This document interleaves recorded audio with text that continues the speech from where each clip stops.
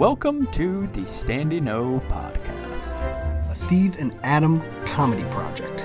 We know a little about most things and a lot about nothing. Good question, because we were talking about anal beads earlier. How big would a normal anal bead be? Because it's got to be smaller than that, right? Well, they increase I would in hope size. significantly They increase in smaller. size? Yeah, they're on a string, from my opinion.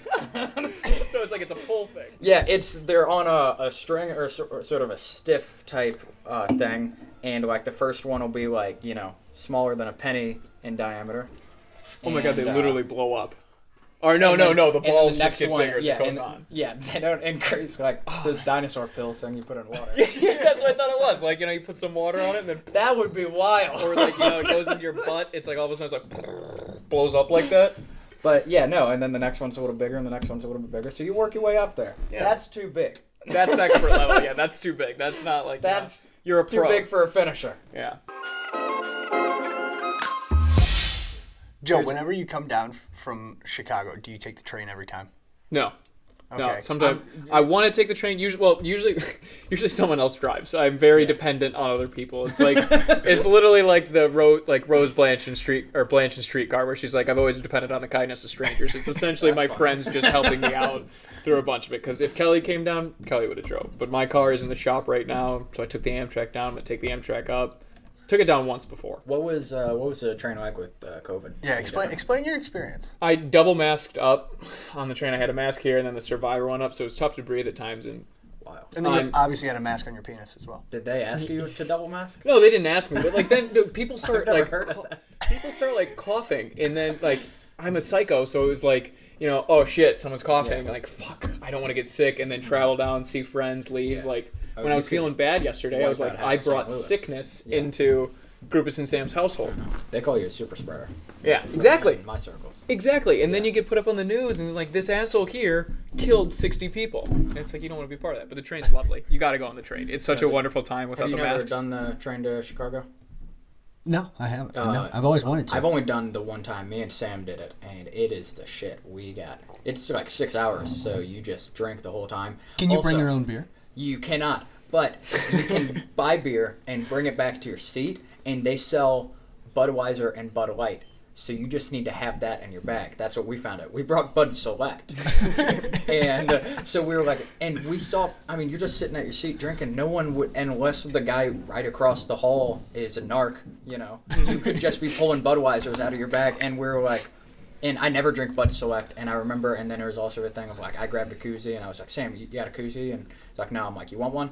He's like, no, I'm good. And if we would have had koozies, we could have slid him over. So then we had one koozie on a Bud Select, and we're just trading it back and forth so that you can't see it's a Bud Select. Instead, we look like two normal guys sharing one Budweiser. Nobody narked on you, right? Nobody but told the yeah. conductor like, hey guys, Bud Select's over All there. we do is Get 'em. like, we had like a bag from when we bought food in the bar car at our feet, and we dropped just the trash in there. Mm-hmm. And when it was close to a stop and the guy was going to come by with the tickets, we'd just make sure that one was done and down in there. Yeah. And it was a hell of a time. For a while, we did sit in the bar car because like no one was up there. We talked with the guys running the show, the ticket guys or conductors, whatever they're called. They were cool guys. Told us some train stories, hammered people getting on, drifters, homeless stuff. Yeah. Druggies. A lot of interesting stories can be Yeah. told by train conductors, I'm sure. Yeah, I'm picture kicking somebody off's got to be just Yeah. tough because they're probably when you're kicking somebody off, it's like they don't want to get off the train. Yeah. Nobody's been casual about being kicked off. Yeah, no, they were saying like kicking someone off the train and like having the cops called and being like, he's not our problem anymore, but he's going to be a problem for the next person who finds him. So you're going to want somebody there. Yeah. Bring multiple. Yeah, so you got to take the train. Train's a great trip. Train's a lot of fun. And honestly, And up I've to only done it Chicago, once, but it's I had like a 4 time in my hours, life. but you add an hour on, there's no stress of like you driving or your car going, and it's you can get up and walk around. It's a train, getting up to walk around. The conversation's great because I did it. It was just me and Sam, and I was excited for the whole week. I'm like, we are going to talk about anything and everything. And we were blown away. We were having the time of our life, and like every 30 minutes we'd be like, how is no one else in the bar car? We're hooting and hollering up here with the train guys. Hooting and hollering. We got comfortable with the bartender James. He makes a great Bloody Mary, and he'll make it real spicy if you ask. And this one guy, he was like, scale of 1 to 10, how spicy you want it? And he's like, 11. And he just like pretty much dropped upside down bottle of Tabasco in his So he beefed it up a little. He beefed it up a little, and the guy was like, "Nope, no, okay, that's good, that's good." And he's like, "No, yes for 11." And I'm like, that guy just paid for an $8 Bloody Mary. He's not gonna drink. I'm like, because he tried to get cute with James, saying 11. James, this isn't his first train ride. My parents rode the train one time, and it was known as like the jail train or like jail stop or whatever. Because it would stop close to a prison, and like so there'd be people getting out of prison and getting on the train, and like there's this like old guy that got on. He was like probably like 70, and he's got like super old luggage. He had clearly been in prison for like 30 years. He's coming out with like doing the electric slide and shit.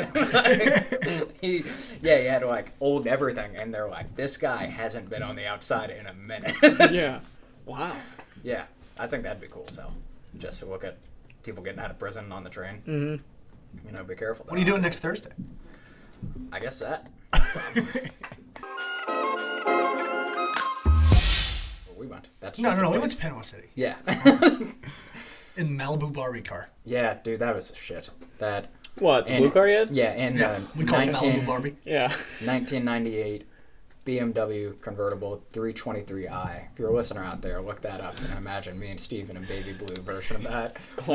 We had like I would walk 500 miles floaties playing and in the back. boogie boards, like bungee corded down in the back seat because we wanted to ride with the top down. Yeah. Saw a And, car of babes driving by, you pointed at him, and I would walk. And I was like, Yeah. oh, no, guys. Yeah, I remember my dad was helping us like bungee cord everything down. He's like, yeah, that'll stay. He's like, you guys are gonna look ridiculous. He's like, but it'll stay. We're on our way home. We're like on hour, 8 or 9 of driving that day. And at this point, like everything I was saying to Adam, he was getting like, not necessarily like annoyed, but he like didn't know if I was joking, if I was being serious. Like he does these like stupid jokes. You know, I don't know how to describe a Steve joke, but like it was. I don't know if he actually doesn't understand what I'm saying, or if he's making a pun based off of it, or if it's a joke of some sort. And I was just like, Steve, I don't know, man. I don't know what you're talking about, and I'm not listening. Just stop. We've been driving for so long, and at one point, I see the tippy top of this Ferris wheel, and I was like, Adam, there's a carnival. Yeah, we were Yeah, really dude, you dying. gotta stop at a carnival like that. Yeah, The whole and point we of the trip. stopped and we had enough money to go on one ride. And we were talking to a carny, remember? You had enough For money a to go long on time, one he tried to ride. sell us like a lot of different drugs. Yeah, he And was you're like, "You we guys can need only to-" afford things. one ride Yeah. right now. Like, let alone whatever you're selling.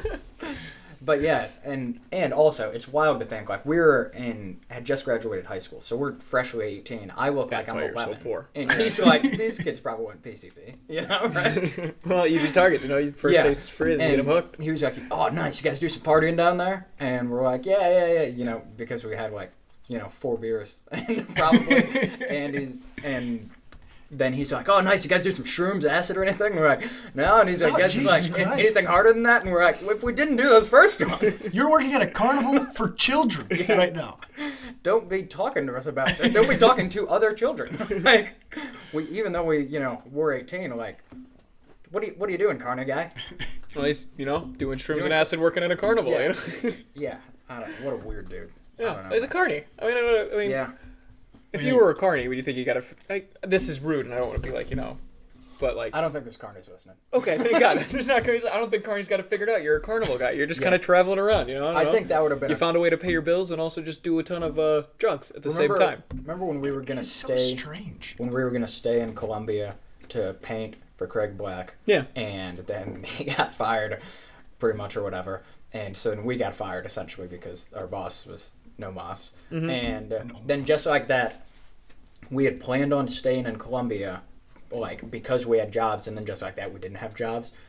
If we would have all gotten like weird like summer jobs, like a carny job, it would have been perfect for that. Like, Yeah. if one Yeah, of us that's fair. would have worked like a carny. I remember I was applying to like anything and everything. I applied to like a scuba shop to like test out the gear and stuff, and I'm like, I don't know anything about it. Of course, under the I was like- qualifications, like minimum scuba I knowledge like applied required. to like cut someone's lawn for like $10 every other week, and I'm like, I'll piece things together. Yeah. I'm like, Do you know what SCUBA stands for? yes, It's got it's an acronym. Yeah, it is. Holy shit! I know it. like submarine. Nope. Something. C. It ends in underwater breathing apparatus. Self-contained. Self-contained. Oh, Jesus Christ. Underwater breathing apparatus. Holy shit. Yeah. You learn something new every day. Scuba. Yeah, you do. That's the next thing I'm going to drop into my family. I'm going to go to my brother and be like, guess what scuba stands for? He's like, how was your trip? Speaking of lists you brought up a little bit, should we talk about these movies? Yeah, we probably should get We talk about the movies? Okay. Yeah, we should talk yeah, about we these should movies. talk about the movies. We came here to talk about movies. That's right. No one's listening right. this far. Yeah. If they were listening to any. But regardless. Shit. Thank you for joining us for the Standing O podcast. Today we're going to talk about movies, specifically critically acclaimed movies. This week we got me, Steve, and Joe on. Steve and Joe each brought a list of 4 movies. We're going to match them up and kind of do like a bracket style thing. Agreement. But what's like the objective thing we're using to measure this? Just you? Is this your personal opinion? Yeah. Yeah. All right. So we're selling you. So the funny idea of it is that like you guys have your list because I don't know anything about movies. Do you have a definition for the best movie? So that's what's going to be tough because me and you argue about this a lot. Of like, I say entertaining, it can make it a good movie, or I will watch an entertaining movie and understand it's not a good movie. Like any Jason Statham movie. Like Fast and Furious, like those aren't good movies, but they're entertaining as all hell. Steve or Joe, me and you see eye to eye on that quite a bit, to where you love these like Clockwork Oranges and like Stanley Kubrick guys, but we still saw John Wick in theaters. Yeah, it was awesome. Like, but see, then I'd say like that's appreciate also a good movie. Like if it's entertaining, you're like, yeah. I mean, entertaining's half the thing. Yeah, like it's an entertainment. So business. and I don't know anything about anything, let alone movies. So it's gonna be tough for me to be like, hey, this is gonna win. Grumpy Old Men is gonna win because of the cinematography that Goodfellas just doesn't have. Like I'm not gonna be able to make that argument. Okay. Well, So, yeah. I mean, you guys just want to start Steve's 4, you're 1. yeah. Okay. Matchup 1. All right, so here, you want me to get started with number 4 here? Yeah. So your 4th movie is. Inglourious Bastards. Your first movie is Mad Max. Mad Fury Max Road. versus Inglourious Bastards. That's good. Obviously. I love both of those. Oh movies. shit. Yeah. Have you seen both of them too? Yeah. I've seen both of those a number of times. Mad Max, not as many as Inglourious Bastards. Basically, it turns out they're all hiding underneath the floor during this conversation with the dad, who's a milk farmer. I don't know if there's a milk farmer. I don't know if that's a thing. It's a dairy farmer. Dairy farmer. dairy That's, farmer. that's what I'm looking for. Yeah. But anyways, he's trying to ask about who's all in his family, and he's lying really well, and they're having a good conversation.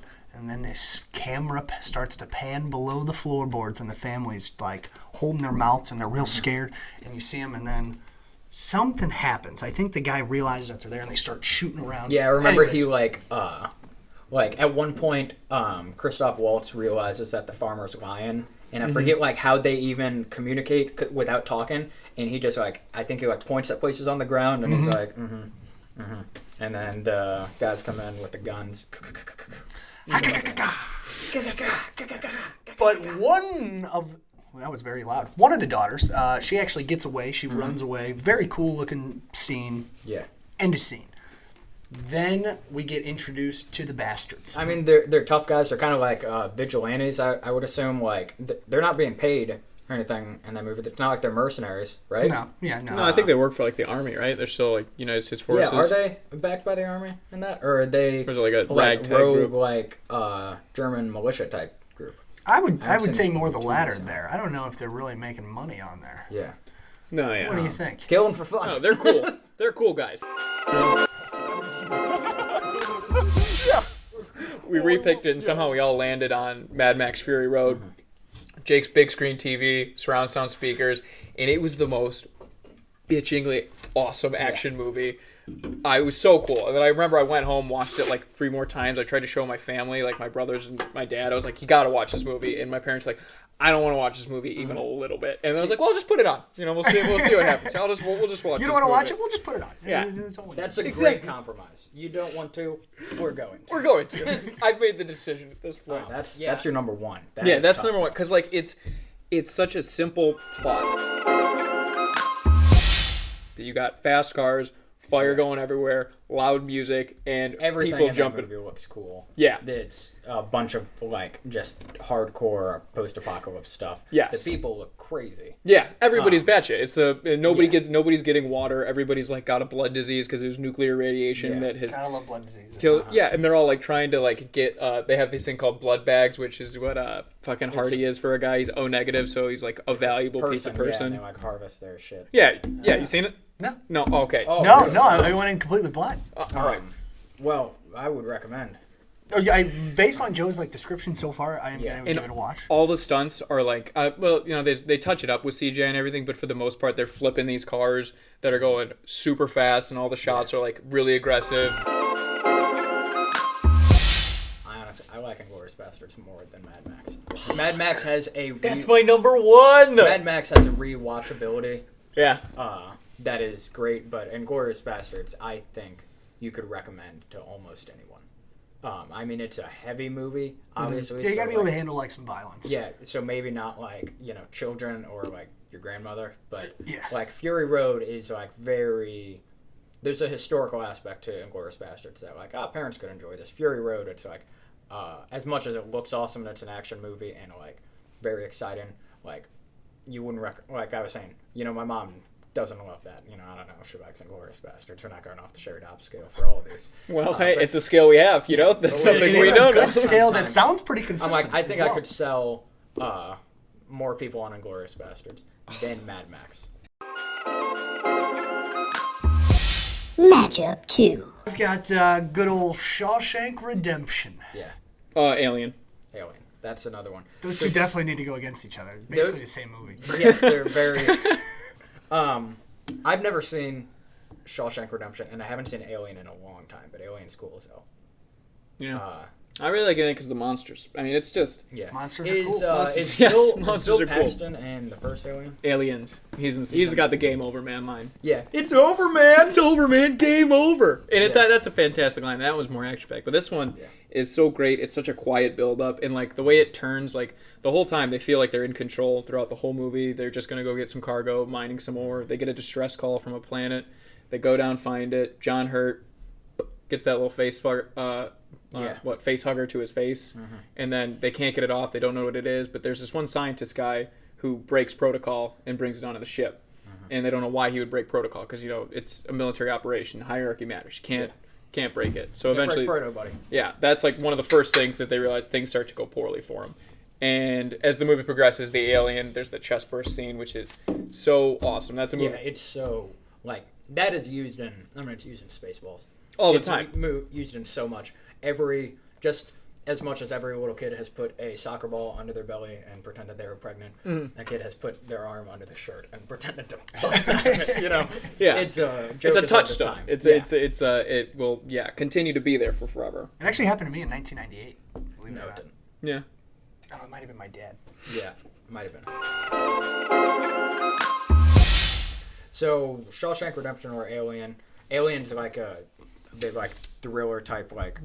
There's one scene. It's definitely a thriller. There's one scene that encapsulates the whole movie. It's when Dallas, the captain of the ship, goes into the vents to find the alien. The alien's full grown, and it's the whole point of the movie is why we're scared because he's going around. He's got his technology. He's got a fucking flamethrower. I mean, at a point, you think you're gonna be fine. Flamethrower. It's an alien. You would hope so. You'd hope so. And he's crawling through the vents. They're cut back to the people outside of the vents, and they're like following him. They're like, Dallas, you got to get out of there, okay? Because this thing, they got it on tracker. It's beeping through, and it's getting closer. Dallas can't read it. We get continual back and cut shots of the camera, beep, Dallas in there, but we have not seen the alien yet, and he's freaking out. He starts sweating, and he eventually makes the wrong move going down instead of up, and the lady just starts to scream, Dallas, you gotta get out of there. Dallas, you gotta get out of there. And then all of a sudden, Dallas is freaking out. He's looking in the back. He's like, I don't know where to go, and he turns, lights, and then bam, the alien's right there in front of you. that's tough. Does a big scream, and then we cut back up. We don't see Dallas die, but they never find his body because the thing completely consumes it, and it is so cool. I'm not going to watch movies anymore. I'm just going to start like calling Joe and have him describe them to me. So I mean, you could try to sell me on Shawshank. No, I he hope- just sold me on Alien. I'm cool with picking Alien because Shawshank it's tough to say because I haven't seen it, but I'm thinking Alien is probably flies by. That movie is. Oh, yeah. It's all. All right. Reservoir Dogs. Okay, I have No Country for Old Men here, so this is This is gonna be a good one. This is gonna be a doozy. No Country for Old Men. Basically, I mean, it's Anton Chigurh and Unstoppable Force trying to get Josh Brolin, who's got the what is it? It's not the mob. It's the Mexican gang, the Mexican cartel's money, and he takes advantage of a situation where he found a shootout, runs away with it. Chigurh's job is to chase him down, get the money back. Is that Josh Brolin? Brolin takes the money. Yeah. Anton Chigurh is Javier Bardem. Tommy Lee Jones is the sheriff then. Yeah, that's what we need to call him. Unfortunately, is Javier Bardem. It's crazy. What's that thing he's carrying around? It's a thing they kill cows with. It's an air compressor. Cool. So he'll walk up to people and just do like this to him. The first kill he does. It's a punch type thing. Yeah, he walks up and it's like I've you heard of press it, the side thing and it just puts a hole right through your head and you're dead. And you don't see it coming because you're like, it's not a gun, it's nothing really that. It's just it's an unknown, just like he is. It's an unknown thing that he kills people with because it's clean. And like I was saying, that coin flip scene is wild. Oh, it's so cool. Movie The tension so of it. PP so quickly. I mean, it's terrifying. It's set up well because we've seen him kill to get out of a situation. He strangles a sheriff with the things, and we know he's capable of doing it. So in that scene, when he just gets pissed off a little bit, But he's yeah, like, and there's you have no idea what I can reason do. for him to do it, and the old guy just looks like such an old nice guy. Just a normal. If you feel like you're that, you could be that guy. You know. And he's That like movie asking him gets you intense in. questions that like the guy like doesn't know how to answer, and suddenly he's realizing like this guy is fucked. For the whole story, the whole thing's like, hey, you can't stop what's coming. This whole thing, these whole chain of events, it's not waiting on you to figure out how to get it. And he's got this great line where he's like, it ain't all waiting on you. That's vanity. And then the scene ends, and the movie ends. Chigurh doesn't even get Brolin. It's the Mexican cartel that gets him. So the guy who we were worried about getting Brolin doesn't even get him. It's like it's also a comment on the movie, like saying, hey, the audience member, we're not waiting on you. What's Javier Bardem? Chigurh? Yeah, Anton Chigurh. Chigurh, is he hired by the cartel? Yes. Get him?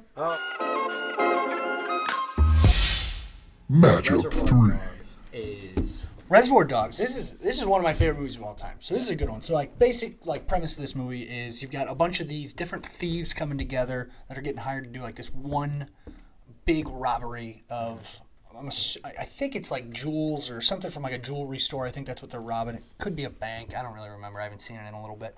But so basically they got these big groups. They all have nicknames. You don't know anything about them. But there's one undercover cop in this group. And like at the beginning of the movie, you don't know like who it is. Yeah. But like you've seen it, right? Yeah. through like the duration of the movie, you know who it is, and they show how he's like learning to like be one of them, and like how can he like sell himself to like be a part of this crew. And as like the movie comes on, like you keep seeing bits of like what actually happened. So like it kind of tells it in reverse order. So like towards the beginning of the movie, is the first scene when they're at the dinner table. At the dinner table. Yeah, they're diner. just kind of talking, and they're introducing talking them. about like they're introducing the characters, and then pretty much the next scene is like the job's gone sour. Right? Yeah, it's like at the end of the job, and they're heading back And, to like the shit's- home base. Yeah, exactly. And Where there's they're- blood everywhere. There's two guys. One guy's basically dying in the back seat of the car. They got a hostage too. Yeah. Yeah, they got Everything's gonna be all right. Everything's gonna be all right. And he's yelling it while he's driving, and he's holding him. Oh man, yeah. But yeah, and like they know one guy's snapped and like fucked the whole thing up. yeah, basically, the one guy started shooting everything. He went all crazy, and they're pissed about that. Yeah. And they know that obviously someone tipped off the cops. Tipped off the cops. Like it was obvious that. So like every time they were all coming back to this home base at different times, and every time there was an interaction with someone who, like, they had to make sure that it wasn't that person first. Yeah. Like the rat's not coming in because they're gonna kill that motherfucker. Yeah. They're gonna kill that motherfucker. Because it's the older guy. I forget his name. Mr. White. Mr. White, and Mr. Pink is shot, right? No, Pink's Buscemi. Yeah, Then Pink it's is Mr. Buscemi. Orange, maybe. Yeah, Mr. Orange is Tim Roth. I think he's the Yes, he's yes. the So undercover Mr. cop. Orange has been shot. Yeah, and so Mr. White is just trying to save Mr. Orange because Mr. Orange also saved Mr. White. Yes. And so Yeah. the whole time Mr. White is like, all right, at least I know I got Mr. Orange by my side. And then Mr. Pink, who's Steve Buscemi, shows up, and I know that they're like going back and forth. They're like, there's the flies in the ointment, Yeah. Yes. Nice. And, yes. And he's like, I know I'm good. He's like, I know Mr. Orange is good. He did his stuff, and really he's not. Yeah, really. And They then really fucked that one up. Yeah, and then the guy who set up the job and that guy's like son or like right hand guy. Comes. Yeah. You learn Yeah, more he's in a about fucking that later. tracksuit. Yeah. Yes. That guy's cool. That's my fucking dad, dude. Yeah. One of the best scenes in that movie, though, is when the guy who comes back, who like basically went crazy. Oh, while Mr. he was Yellow? there, when Mr. Yellow comes back, and he eventually says he's got something in his trunk, and he goes over and there's a cop like tied up in his trunk, so they pull him out, they bring the cop in there, and they tie him up, and they're listening to Steelers. Steelers were stuck, Steelers in, the middle will. with, stuck in the middle with you. Yeah, that scene is That thing's so also awesome. in everything. And It's like Steelers. Alien, like a It's- touchstone thing. Like, It's in Bob's Burgers. It's always done in Philadelphia. I think the Simpsons do it too. Yeah, like every people do that scene. The dancing around, like gonna It's so torture Yeah, good. this it's guy. so. I'm getting goosebumps just so thinking about the good. I scene. know, It's such a it's good so scene. good. After that discussion, what do we got so far? I like No Country for Old Men. Matchup 4. Coen Brothers. My next one's a Coen Brothers movie. Oh, so. nice.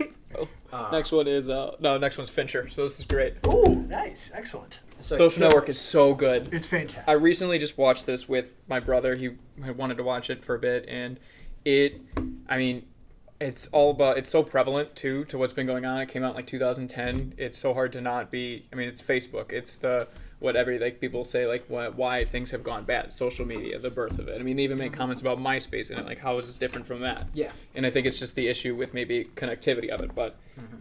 The score is unbelievable. The I story's think great. it won Academy Award for Best Original Score. Yeah, it's Reznor and Trent Reznor and Atticus Ross. Yeah. The This is gonna be a funny film question for you guys who know all about. Is score just soundtrack? yeah. Yeah, but it's a cool way to say soundtrack. It's like Well, no. movie is to soundtrack, what score is to film. Well, you know? no, I think the difference between soundtrack is like a soundtrack, like it's music. Like the soundtrack of Reservoir Dogs would be Steelers. That's a Steelers Wheeler. soundtrack. That's true. This is Like, like score would be a like- made for the film. Score Yeah. is like all the shit in Interstellar, Yes, Like, exactly. Exactly. Like in an instrumental like that. Like there Okay. might be an original song or something with it. All right. Is this show almost over? Magical World of Fargo. So Fargo is basically like Steve Buscemi's character is having some sort of issues, like financial issues. He has no idea. You don't find out what exactly his issues are, but he needs money. It's Steve Buscemi's character? I thought it's... Or William H. Macy's character. Yeah. Jeez, sorry. Yeah. William H. Macy's character. And he needs like financial help, basically, but he's like his back's against the wall. So his only solution for this is to hire Steve Buscemi and this other guy to kidnap his wife to get and then send out a ransom note because the wife's parents are very wealthy. Somehow he thinks this is just going to work out, no problem. He's going to get this money.